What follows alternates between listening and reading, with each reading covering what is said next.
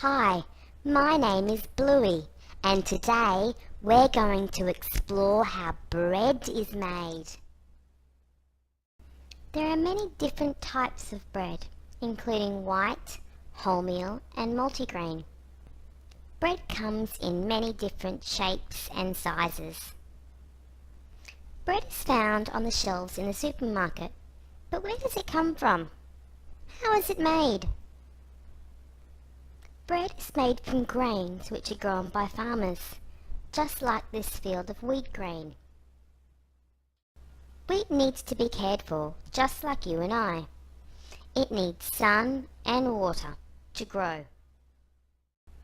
Once the wheat grain has grown big and tall, it is collected by the farmer using a harvester. The wheat is then dried and stored before being sent to a flour mill. At the mill, the wheat is cleaned and crushed into flour. There are many different types of wheat flour, depending on how it is treated at the mill.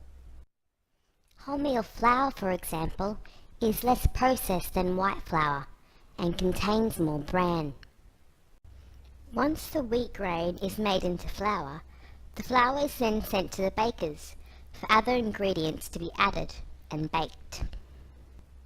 At the bakery, the flour is put into a big mixer where water is added to make a dough.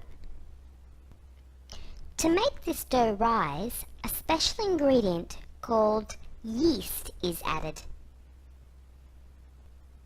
The dough is then mixed. Once the dough has been properly mixed, it is cut and shaped by the machine.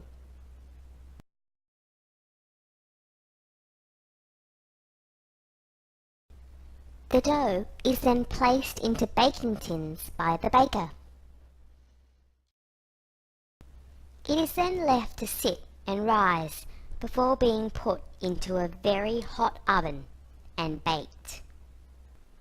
When it comes out of the oven, the bread is finally made.